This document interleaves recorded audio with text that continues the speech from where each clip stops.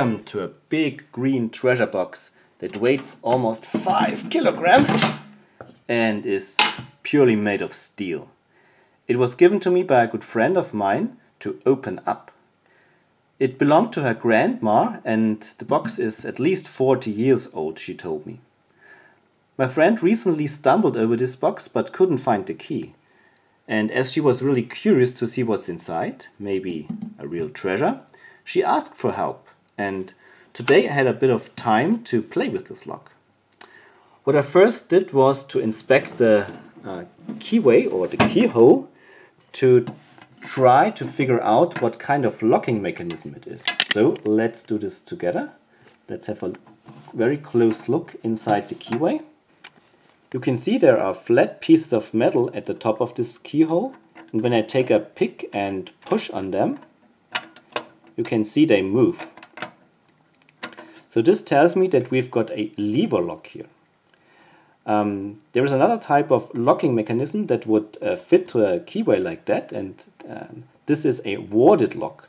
Warded locks you would typically have on on doors inside a house, for example on your living room door, and warded locks are pretty easy to defeat.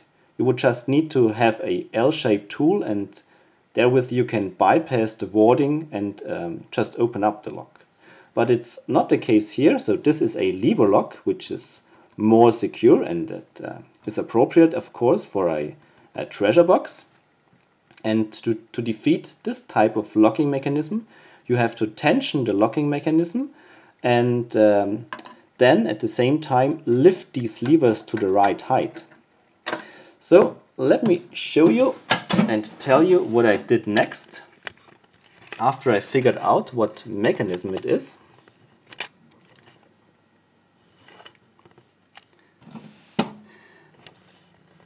I bought myself a meat skewer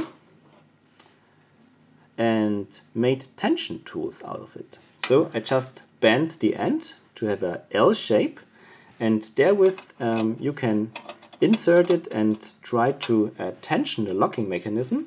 And my plan was to tension it and at the same time then pick the levers with a pick to the right height and open up the lock.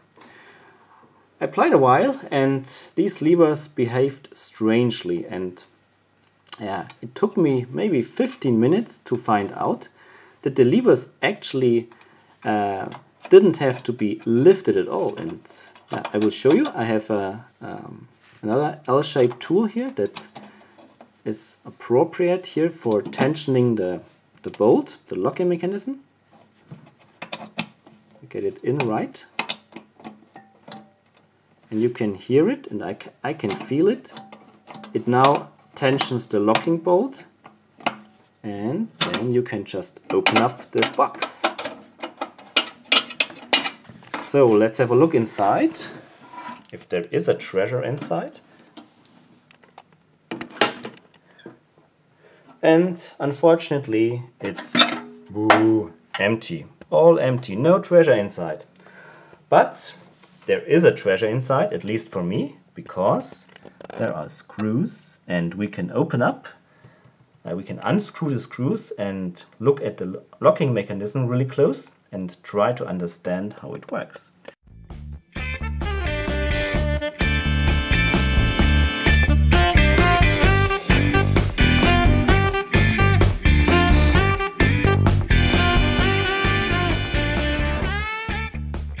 Now we can look inside and see how it works.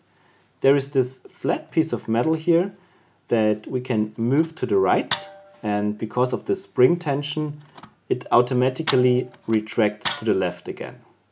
Attached to it are two L-shaped pieces of metal that sticks in these cutouts here, and these cutouts are made to accept two bolts from the cover. You can see the bolts. And when you close the cover, this flat piece here would go to the right, and once the cover is completely closed, it would automatically retract to the left again, and then the cover is then held in place. And what I did to open up the cover, to open up the lock, is the following, and here I can show you how it looks inside. We can see this flat piece of metal here at the very bottom, and yeah, here these are the levers. And as the lock is actually not locked up, but just the cover closed, we can stick in our tool.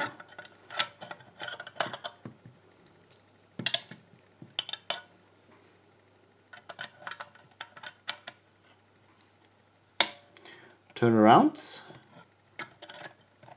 then grab this flat piece of metal and move it to the right. So looks like this, and then it frees up the space in the cutouts and the cover can be lifted.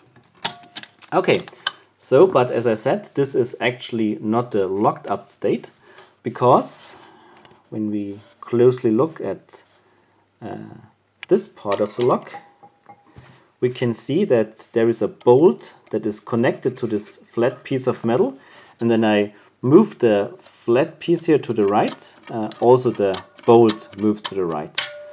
And what you see here on the left are the levers, are parts of the levers. So here these are the levers. They are under spring tension. You can see it. Yeah. So these are spring steel wires that push down the levers, and when I use the pick I can lift them, of course. But the locked up state would be that this bolt here is on the other side. And if this is the case, you cannot just move this flat piece here to the right, because these levers would then block it. So if you have the right key, you can turn the key. The key would then, because of its spinning, lift these levers to the right height, and then the bolt would move to the left or to the right, depending if you open up the lock or if you close it. Yeah, so this was the situation when I unscrewed this lock here and inspected it. Yeah, and then I was interested in making a key for it, but I didn't have the right blank, or I didn't have any blank of a lock of this kind. And so I looked around what I could use as a blank, and I found these hinges. And what you see here is one part of a hinge, and the other part I used as a key blank. You can see it's nicely shaped, and it looks a little bit like it would fit into the keyhole here. And I will show you the final product now, after a lot of filing and grinding and drilling and so on. Here is the final product. This is the remainder, this part here is the remainder of the second part of this hinge. And yeah, what is here on the associated to the round part, I cut and filed. It was a bit of a lengthy process to find the right bitting, but then finally it worked. I had to insert this tube to make it a little bit longer, so that I can actually turn the key. And to hold these two pieces together, I used a wood screw that I screwed in here, and I cut the screw left and right and squashed it so that it's actually working like a rivet. So now I can operate the lock.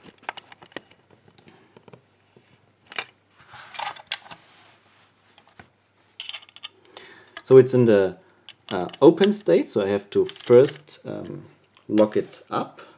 I use a needle to tension it.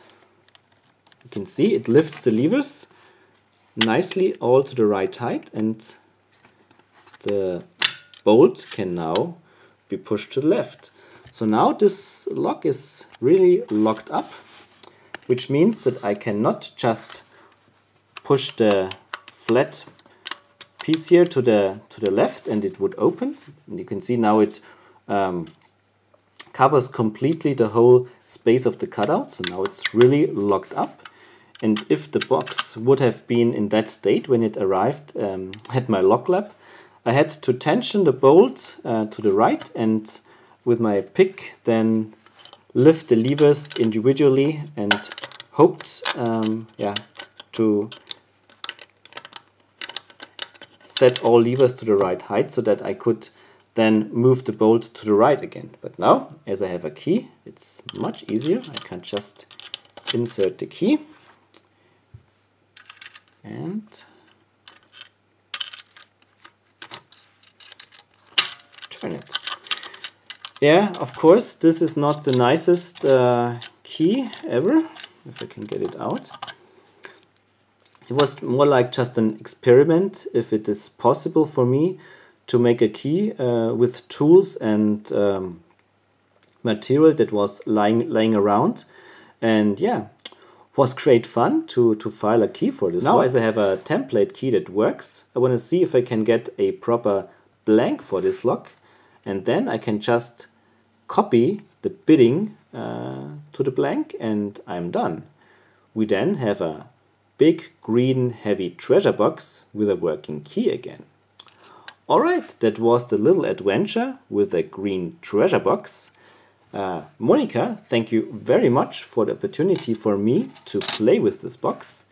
Yeah, and everybody else, thank you very much for watching. Happy picking and lever lifting. Cheers and bye bye.